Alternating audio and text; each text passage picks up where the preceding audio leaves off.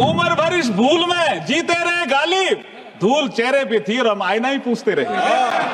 जमाना कहां वाकिफ है मेरी उड़ान से, वो और थे जो हार गए आसमान से। मुश्किलें जरूर है मगर ठहरा नहीं हूं मैं, मंजिलों से कह दो अभी पहुंचा नहीं हूं मैं। धन्यवाद सभापति महोदय। मैं चुनाव सुधार जैसे महत्वपूर्ण विषय पर आयोजित चर्चा में मुझे बोलने का अवसर देने के लिए आपको धन्यवाद देना चाहता हूं। लोकतंत्र की जननी के रूप में हमारा महान भारत देश पूरे विश्व का सबसे बड़ा लोकतंत्र है। भारत में चुनाव मात्र एक पॉलिटिकल एक्सरसाइज नहीं है, बल्कि इन्हें लोकतंत्र के महापर्व के रूप में एक उत्सव की तरह मनाया जाता है, जिसमें देश के करोड़ों लोग मतदान के माध्यम से अपने प्रतिनिधियों का चुनाव करते हैं।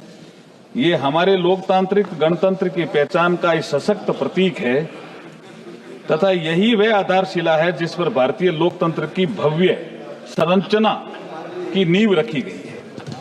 स्वतंत्रता के बाद भारत में अपनी शासन प्रणाली के रूप में संसदीय लोकतंत्र को हमने अपनाया, जिसमें सार्वभौमिक वैश्विक मताधिकार के माध्यम से जनप्रतिनिधियों का चुनाव किया जाता है। आज हम इलेक्शन रिफॉर्म की बात कर रहे हैं। संविधान निर्माताओं के लिए चुनाव आयोग का कितना महत्व था, ये सभापति जी मैं आपके माध्यम से सदन को बताना चाहता हूं। 26 जनवरी 1950 को भारत का संविधान लागू हुआ, लेकिन उससे एक दिन पहले, मंत्री जी मैं आपकी बात कर लूंगा, आपकी बात मैं करूंगा, अभी खादी की करनी है ना, मैं करूंगा। 26 जनवरी 1950 को भारत का संविधान लागू हुआ, ये आपके माध्यम से सदन को बताना चाहता हूं। उससे एक दिन पहले 25 जनवरी 1950 को ही चुनाव आयोग का गठन किया हमारे संविधान निर्माताओं ने। उन्होंने कितना महत्व दिया चुनाव आयोग का, यह विषय तो भी समझना चाहिए ना हमें। इसलिए यह बात सभी को समझनी चाहिए कि संविधान निर्माताओं के लिए इलेक्शन कमीशन बहुत ही महत्वपूर्ण संस्था थी। देश में संपन्न हुए 2024 के आम चुनाव में कुल 97.79 करोड़ मतदाताओं को मतदाता सूची में शामिल किया गया। चुनाव आयोग के अनुसार इसमें 6 राष्ट्रीय पार्टियां सहित कुल 743 राजनीतिक दलों ने लोकतंत्र के महापर्व में भाग लिया। चुनाव आयोग की स्थापना के उपलक्ष्य में हर वर्ष, सभापति जी ये भी ध्यान देने की बात है, हर वर्ष 25 जनवरी को नेशनल वोटर्स डे देश की पार्टियों के प्रतिनिधियों के साथ और विदेशी प्रतिनिधि जो आते हैं उनके साथ चुनाव आयोग एक समारोह करता है, और मैं भी उस समारोह में जाता हूं, मैंने भाग लिया है। और भारत के चुनाव आयोग, चुनाव प्रणाली, चुनाव संचालन को लेकर के वहां पर जो विदेशी प्रतिनिधि आते हैं वो बहुत भूरी प्रशंसा करते हैं, और मुझे आश्चर्य होता है कि जो हमारे राजनीतिक दलों के लोग वहां आते हैं वो भी प्रशंसा करते हैं, लेकिन वो बाहर आलोचना करते हैं। साहब ये कैसा विरोधाभास है, मेरे तो समझ में नहीं आ रहा। ये गजब का विरोधाभास है कि यहाँ हमारे सारे विपक्षी शादी विरोध कर रहे हैं, वहां प्रशंसा करते हैं। पाकिस्तान के लोग मांग करते हैं भारत जैसा। ये आपने भी ठीक इंटरवेंशन किया। ऑनरेबल सभापति जी, मैं बाबा साहब B.R. अम्बेडकर साहब द्वारा संविधान सभा में 25 नवंबर 1949 को जो भाषण दिया था वही हमारे इलेक्शन रिफॉर्म का बेस है, वही हमारे इलेक्शन रिफॉर्म का आधार है। 25 नवंबर 1949 को उन्होंने एक वक्तव्य दिया हमारे संविधान सभा में।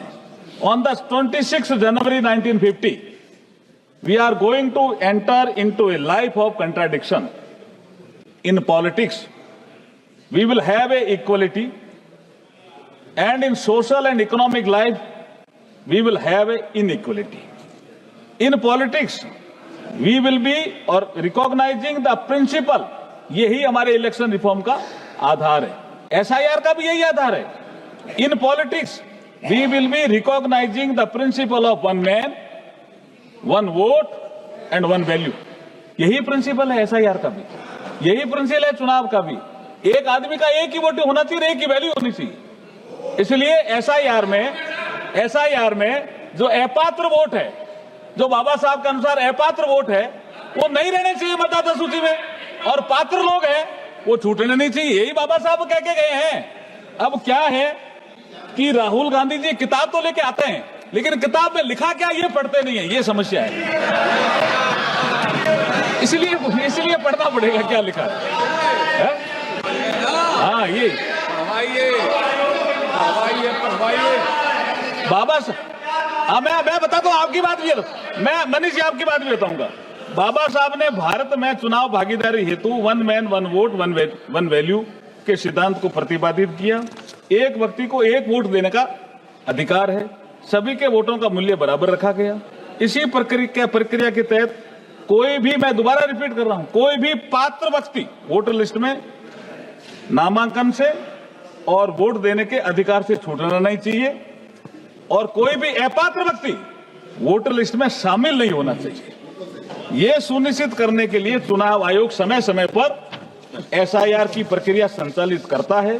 मुझे समझ में नहीं आता कि इसमें किसी को आपत्ति क्यों होनी चाहिए।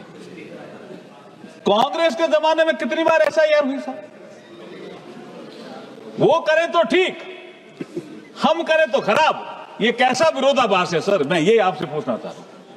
अध्यक्ष महोदय, यहां यह भी उल्लेखनीय है कि देश के संविधान निर्माताओं के सामूहिक दूरदर्शिता का परिणाम था कि देश की आजादी के तुरंत बाद ही सार्वभौमिक वैश्विक मताधिकार लागू करके महिलाओं को भी वोटिंग राइट सुनिश्चित किया गया। ये बहुत बड़ी बात मैं यहां आपको, आपके माध्यम से सदन को बताना चाह रहा हूं। अमेरिका जैसे देश को, अमेरिका सर 1776 में मिली आजादी के बाद 144 वर्ष लगे सर महिलाओं को वोटिंग राइट के लिए अमेरिका में। और सर इंग्लैंड में, जहां से हमने संसदीय प्रणाली ली, इंग्लैंड में 1918 में 30 वर्ष से ऊपर की जो महिलाएं थी उनको वोटिंग राइट मिला, और फिर 1928 में सभी महिलाओं को मताधिकार मिला। मतलब 2 बार, इंग्लैंड में भी 2 बार मताधिकार मिला महिलाओं को। संघर्ष करना पड़ा, और यहां बाबा साहब के कारण, बाबा साहब बी आर अम्बेडकर साहब के कारण उन्होंने कहा कि सबको मताधिकार दे दीजिए। अगर आप मताधिकार देते हैं, अदरवाइज यहां भी तो डिबेट जो है और तरह में जा रही थी संविधान सभा में। बाबा साहब खड़े हुए और उन्होंने कहा हमारे बाद भी बहुत से देश आजाद होंगे, भारत को नेतृत्व करना चाहिए मताधिकार के मामले में। अगर हम सबको मताधिकार दे देंगे और वैल्यू एक रखेंगे, एक आदमी एक वोट दे, एक ही वैल्यू हो, तो उसका प्रभाव दूसरे देशों में जाएगा। इस कारण से सबको मताधिकार मिला। और बाबा साहब ने ये कहा संविधान सभा में, किसी ने कहा कि ये महिलाओं को मताधिकार अभी क्यों दे रहे हो, ये तो परिवार के जो मुखिया कहेंगे उसके अनुसार वोट करेंगे। बाबा साहब ने कहा ऐसा नहीं है, भारतीय महिलाएं समझदार है, जब वो भागीदारी करेगी तो लोकतंत्र मजबूत होगा। अब नरेंद्र मोदी जी के नेतृत्व में महिलाएं भी भागीदारी कर रही है, लोकतंत्र मजबूत हो रहा है। बाबा साहब की बात सही निकली।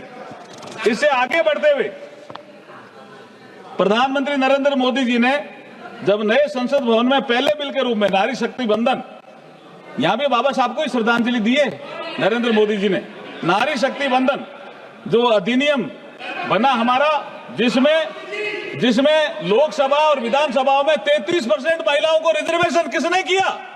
नरेंद्र मोदी जी की सरकार ने किया। भाई आप तो नहीं कर पाए ना।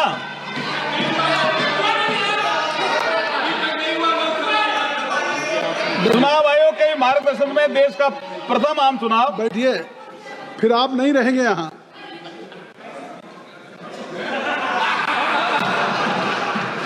सर, चुनाव आयोग के ही मार्गदर्शन में देश में प्रथम आम चुनाव 25 अक्टूबर 1951 से 21 फरवरी 52 तक सफलतापूर्वक संपन्न हुआ।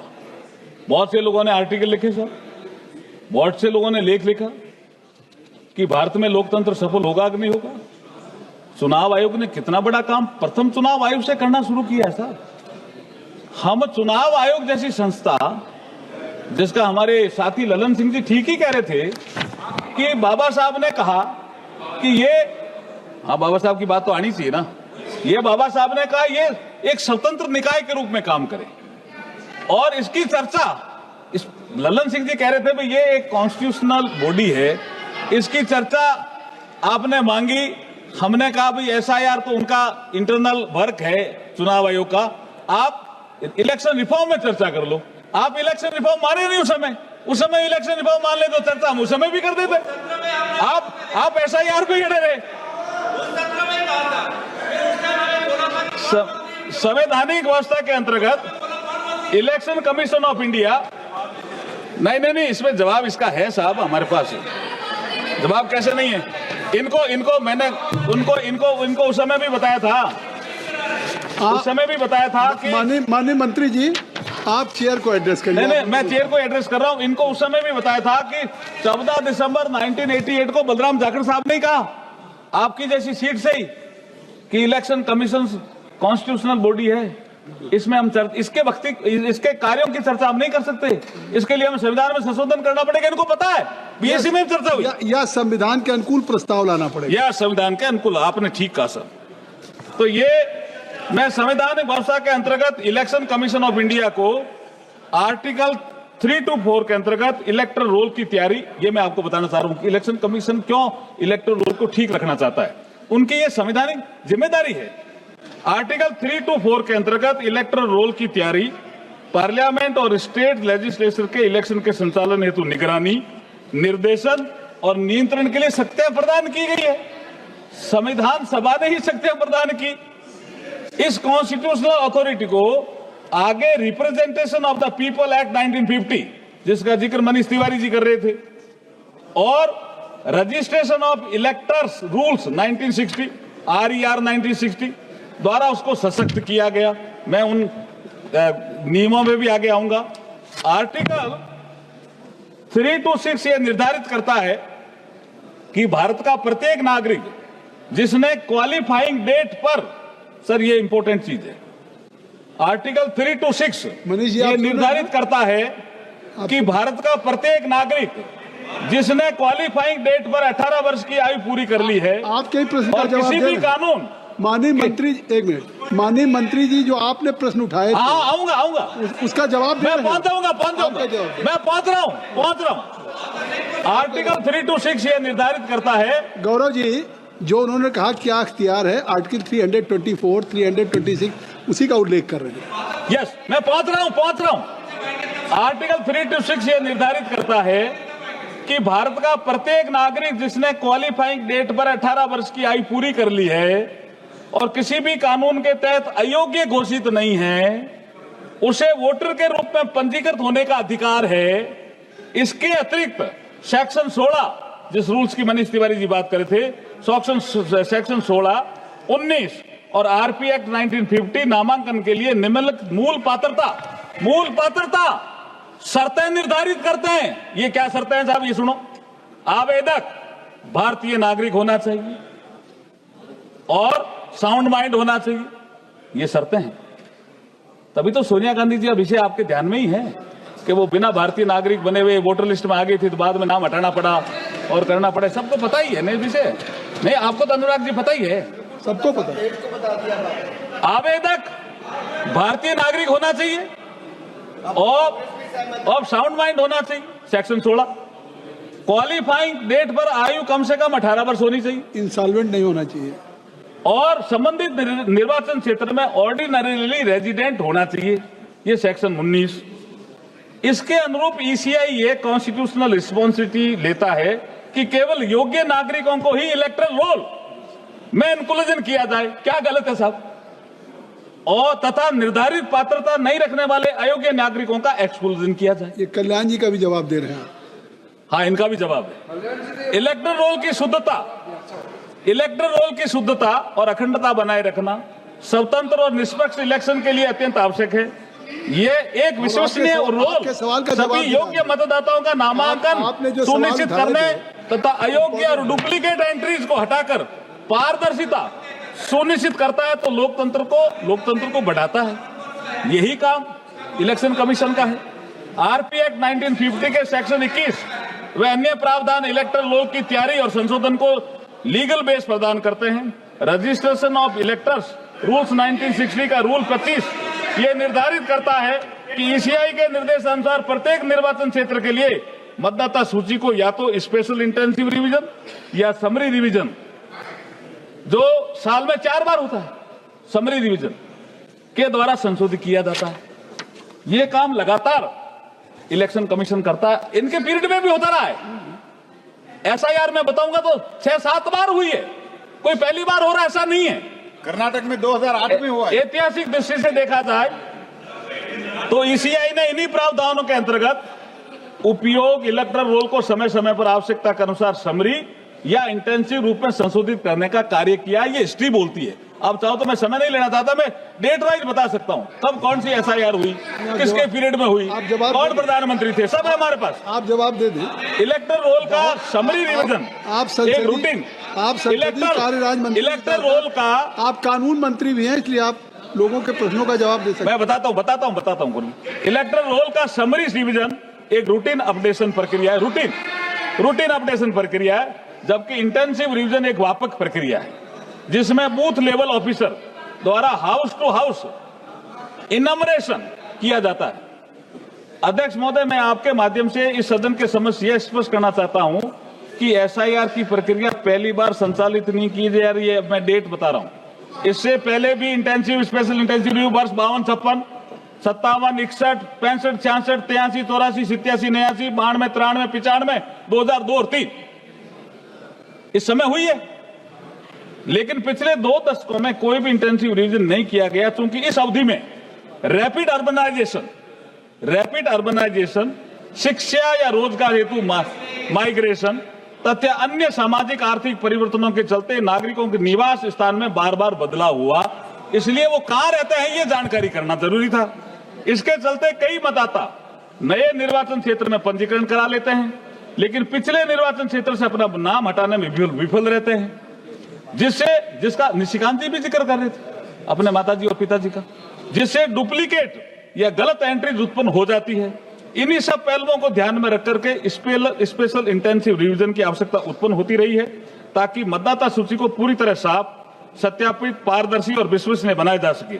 इसलिए विपक्ष द्वारा एसआईआर को लेकर लगाए जाने वाले आरोप और शंकाएं निराधार और तथ्यों से परे हैं। असल बात यह है कि बार बार होने वाले चुनाव में विपक्ष की हार में हमारे विपक्षी साथियों को हताशा, निराशा से भर दिया है। इनके लिए इनके पास कोई साधन नहीं है, कोई बहाना नहीं है, तो ये चुनाव प्रक्रिया में होने वाले सुधारों पर अंगुली उठाते रहते हैं। कभी इन्हें ईवीएम में गड़बड़ी दिखती है, कभी इन्हें एसआईआर की प्रक्रिया में कमी दिखती है। सच बात तो यह है कि इन्हें अपनी कमी नहीं दिखती है, जिसके चलते भारत की जनता ने इन्हें पूरी तरह से नकार दिया है। अध्यक्ष जी, मुझे विपक्ष की स्थिति पर गालिब का शेर याद आ गया, आपकी अनुमति हो तो। सर आगे बढ़िए सर, नाम दीजिए। गालिब को पूछा कि मैं काम तो बहुत करता हूं, कोई आया गालिब को पूछने के लिए, लेकिन मुझे सफलता नहीं मिलती, तो गालिब उनको जवाब देते हैं जो यहां अभी बोल के गए उन पर फिट बैठता है। उम्र भर इस भूल में जीते रहे गालिब, धूल चेहरे पर थी और हम आईना ही पूछते रहे। मेहनत तो बहुत की, लेकिन चेहरा साफ नहीं हुआ सर, चेहरा साफ नहीं हुआ। अध्यक्ष महोदय, कांग्रेस और इनके नेता आज हमारे ऊपर चुनाव सुधारों को लेकर आरोप लगाते हैं। सच तो यह है कि कांग्रेस और इनकी परिवारवादी सोच शुरू से ही इतनी हावी रही है कि देश की आजादी के बाद ये वोट चोरी के काले कारनामों से बाज नहीं आए।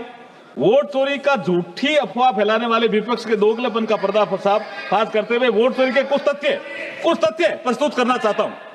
1951 में बाबा साहब का चुनाव हुआ सर, नहीं सर, ये मैं वोट चोरी की बात कर रहा हूं। 1951 में बाबा साहब का चुनाव, पहला चुनाव लड़ा बॉम्बे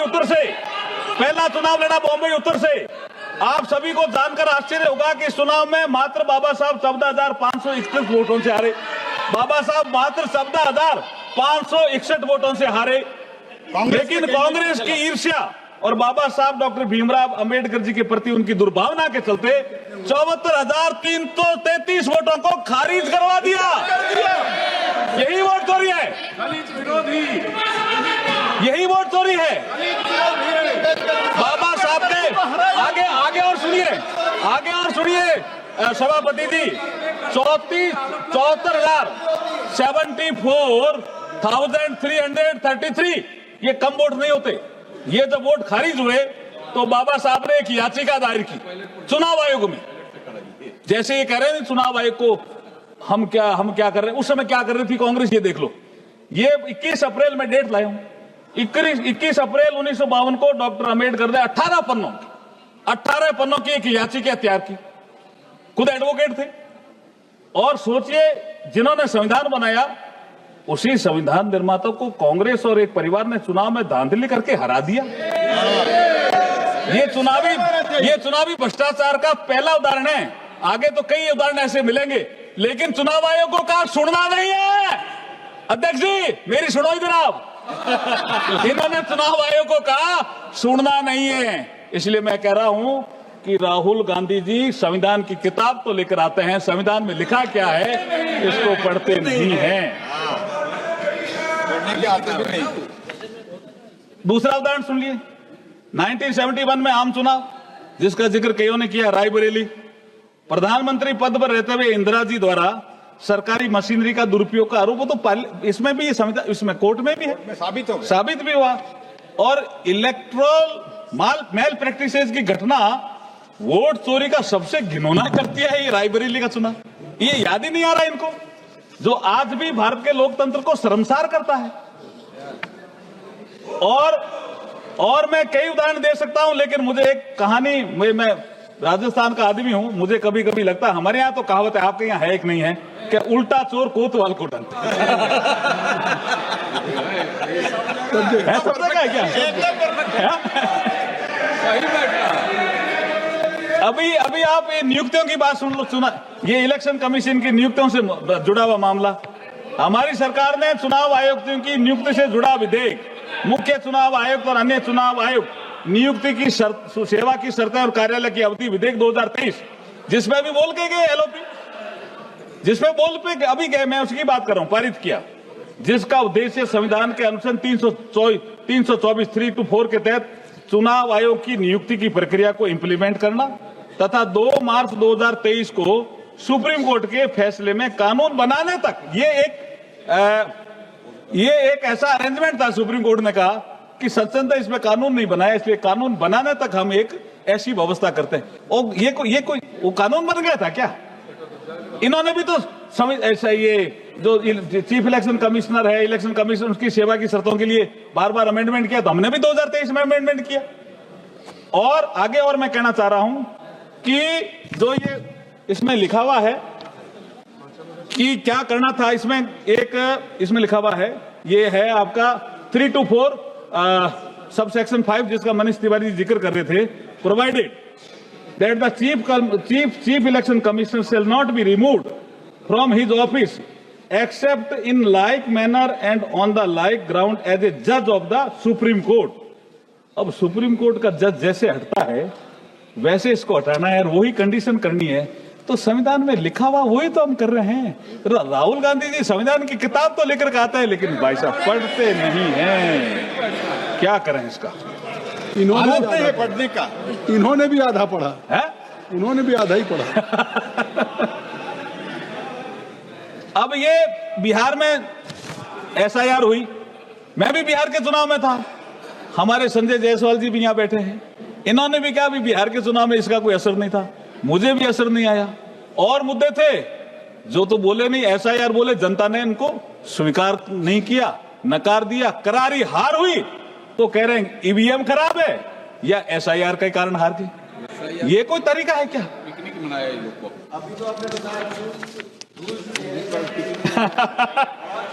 वो गाली वाला, गाली वाला दोबारा बोलना है क्या? गाली वाला दोबारा बोलना है क्या? बोलो जी। उम्र भर इस भूल में जीते रहे गालिब, धूल चेहरे पे थी और हम आईना ही पूछते रहे। कहां से रिजल्ट आएगा? वेणुगोपाल, कहां से रिजल्ट आएगा? हाल ही में माननीय सुप्रीम कोर्ट में, ये 12 राज्यों की एसआईआर का विषय भी है, वो भी बिहार का विषय भी सुप्रीम कोर्ट में गया। हाल ही में माननीय सुप्रीम कोर्ट ने स्पष्ट कहा, निर्वाचन आयोग को पूरे देश में मतदाता सूची के एसआईआर की प्रक्रिया संचालित करने का वैधानिक और संवैधानिक अधिकार प्राप्त है। मनीष तिवारी जी कह रहे थे अधिकारी प्राप्त नहीं, सुप्रीम कोर्ट ने कहा है। हाल ही में माननीय सुप्रीम कोर्ट ने स्पष्ट कहा कि निर्वाचन आयोग को पूरे देश में मतदाता सूची के एसआईआर की प्रक्रिया संचालित करने का वैधानिक और संवैधानिक अधिकार प्राप्त है और इस प्रक्रिया को रोका नहीं जाएगा, ये सुप्रीम कोर्ट बोल रहे हैं। मुख्य न्यायाधीश जस्टिस सूर्य, मैं नाम नहीं लेना चाहता, साथ में एक और जज है, उन्होंने जो प्रश्न उठाए उनको अस्वीकार किया। अब ये कह रहे नहीं उन्होंने हमारी बात को माना, मेरे समझ में नहीं आया ऐसा क्यों बोल रहे हैं। अब ये फिर मैं कहूंगा कि आप जीते तो ईवीएम ठीक, हम जीते तो ईवीएम खराब, ये कैसा विरोधाभास है सर। आप एसआईआर करें तो ठीक, हम करें तो खराब, ये कैसा विरोधाभास है। कर्नाटक में जीते तो ठीक है, महाराष्ट्र में हारता है तो ठीक नहीं, ठीक नहीं है, ये कैसा विरोधाभास है। आप अपॉइंटमेंट करें, नवीन चावला जी का कैसे अपॉइंटमेंट करा जी इन्होंने, एमएस गिल का कैसे अपॉइंटमेंट करा इन्होंने, ये इनको जानना चाहिए ना। आप अपॉइंटमेंट करें तो ठीक, हम अपॉइंटमेंट करें तो खराब, ये कैसा विरोधाभास है। नवीन चावला मीटिंग में से फोन करे, एसएमएस करे तो ठीक। हाँ, और उनके लिए एक चीफ इलेक्शन कमिश्नर शिकायत लिखता है राइटिंग में और उनपे कोई कार्रवाई नहीं करते, उनको चीफ इलेक्शन कमिश्नर बना देता है, ये कैसा विरोधाभास है जी।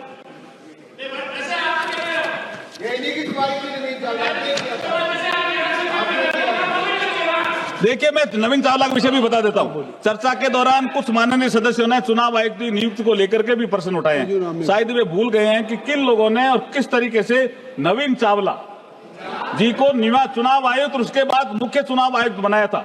मैं उन्हें याद दिलाना चाहता हूं कि यूपीए फर्स्ट के समय में नवीन चावला जी, जो गांधी परिवार के खास थे, चुनाव आयुक्त बनाकर चुनाव आयोग में लाया गया, जो गांधी परिवार के लिए काम करते थे। एक मिनट रुक जाए, एक मिनट बैठ जाइए, एक मिनट आप बैठ जाइए। सभा की सहमति हो तो 1 घंटे सदन की कार्रवाई को बढ़ा दिए श्री। Thank you. अब यूपीए फर्स्ट के समय नवीन चावला जी, जो गांधी परिवार के खास थे, चुनाव आयुक्त बनाकर चुनाव आयोग में लाया गया और जो गांधी परिवार के लिए काम करते थे। ये शिकायत किसने की? हमने नहीं की, मैं बताता हूं आगे। यहाँ ये उल्लेखनीय है कि उनके कार्यों की शिकायत तथा उन्हें हटाने की सिफारिश तत्कालीन मुख्य आयुक्त श्री गोपाल स्वामी जी ने की राइटिंग में। फिर भी आप कुछ नहीं करे और हमारे को दोष देते हैं। उन्होंने मंत्री बनाया, हाँ, बाद में उनको मंत्री भी बनाया। इसके बावजूद नवीन चावला जी के खिलाफ कोई कार्रवाई नहीं। इतना ही नहीं, इनके प्रमोट करके मुख्य चुनाव आयुक्त बना दिया। आज ये हमारे ऊपर प्रश्न उठाते हैं। आप करो तो ठीक और हम करो तो खराब, ये कैसा विरोधाभास है सर। मैं आपसे पूछना चाह रहा हूं, थोड़ा व्यवस्था दीजिए इसमें। इसी प्रकार श्री एमएस गिल 1996 से 2001 तक भारत के मुख्य चुनाव आयुक्त रहे। उन्हें कांग्रेस और गांधी परिवार से निकटता और वफादारी का इनाम देते हुए पहले राज्यसभा का सदस्य, फिर सरकार में मंत्री बनाया। मंत्री इनको बनाया, वही नवीन। हाँ, वो करे तो ठीक, हम करे तो खराब, ये कैसा विरोधाभास है सर। इसका जवाब तो आपको देना पड़ेगा। ये भरोसा जनता देगी, हम नहीं दे पाएंगे। हम यहाँ आपको बोलने की इजाजत देंगे, भरोसा जनता देगी। हाँ, जनता दे रही। देश के यशस्वी में अब देखो, सभापति जी देश के प्रधानमंत्री जी के लिए भी इस चर्चा में कुछ विषय लेके आए। मैं थोड़ा सा देश के प्रधानमंत्री जी के वेणुगोपाल जी को लगता है कुछ गलत बोल रहे तो बताइए सर, ये तो हिस्टोरिकल फैक्ट्स आपको बता रहे हैं। नहीं, ऐसा कैसे? ये आपके आपने क्या बता रहे हैं सारा देश। You can't raise any question about on chair. Please, Venugopal ji were very senior member. नहीं सर, यही तो विषय आए सर चुनाव चर्चा में। अपॉइंटमेंट, ईवीएम, एसआईआर, सरकारी पैसे का दुरुपयोग, वोट चोरी, नेगेटिव कैंपेन, आधार, एमसीसी, महिलाओं की भागीदारी, शिकायत नहीं सुनता, यही विषय थे। इसी विषय पे बोल रहा हूं मैं, कोई अलग तो जा ही नहीं रहा। ये अलग जा रहा हूं, आपको लगता है क्या? मैं तो ये कह रहा हूं अलग जाएंगे तो हम आपको रोक देंगे। मैं देश के प्रधानमंत्री जी का विषय भी आया यहाँ, इसलिए चर्चा में ला रहा हूं, नहीं तो मैं नहीं लाता। देश के यशस्वी, तपस्वी और कर्मयोगी प्रधानमंत्री, ये 3 शब्द महत्वपूर्ण है सर। देश के यशस्वी, तपस्वी और कर्मयोगी प्रधानमंत्री आदरणीय श्री नरेंद्र मोदी जी के नेतृत्व में चल रही हमारी सरकार को लेकर भारत की जनता और सामान्य मानवी के मन में ये विश्वास बना हुआ है कि ये सरकार जो कहती है वो करती है। जो वादे किए जाते हैं उन्हें धरातल पर पूरा किया जाता है। इसलिए ये धारणा बलवती हुई कि मोदी है तो मुमकिन है। माननीय प्रधानमंत्री जी के व्यक्तित्व पर ये पंक्तियां सटीक बैठती है। आप कहो तो मैं सुना दूं, आपकी इजाजत होती है? प्रधानमंत्री जी के वक्तव्य पर ये पंक्तियां बिल्कुल सटीक बैठती है। जमाना कहां वाकिफ है मेरी उड़ान से, वो और थे जो हार गए आसमान से। प्रधानमंत्री जी भारत को विकसित भारत बना करके ही दम लेंगे, इसलिए उन्होंने एक सपना देखा जिनको हम साकार करने के लिए कभी रिफॉर्म की बात करते हैं, कभी परफॉर्म की बात करते हैं, ट्रांसफॉर्म करके इस मंत्र पे चल रहे हैं हमारे प्रधानमंत्री जी। और 2047 तक भारत को विकसित भारत बनाना है। माननीय अध्यक्ष महोदय, आदरणीय प्रधानमंत्री श्री नरेंद्र मोदी जी के नेतृत्व में हमारी सरकार 2047 तक भारत को विकसित राष्ट्र बनाने के लिए कृत संकल्पित है। सुधारों की यह प्रक्रिया निरंतर इसी प्रकार चलती रहेगी। हमें पता है इस मार्ग में कुछ मुश्किलें आएगी, हमें पता है, हम जानते भी हैं और पीएम साहब भी जानते हैं, अवरोध भी आएंगे, लेकिन हम बिना थके बिना रुके लक्ष्य की ओर बढ़ते रहेंगे। इसलिए फिर किसी शायर ने कहा है, मुश्किलें जरूर है मगर ठहरा नहीं हूं मैं, मंजिलों से कह दो अभी पहुंचा नहीं हूं मैं। मुझे पहुंचना है 2047 तक और भारत को विकसित भारत बनाना है। बहुत बहुत धन्यवाद, आभार आपका। Subscribe to One India and never miss an update. Download the One India app now.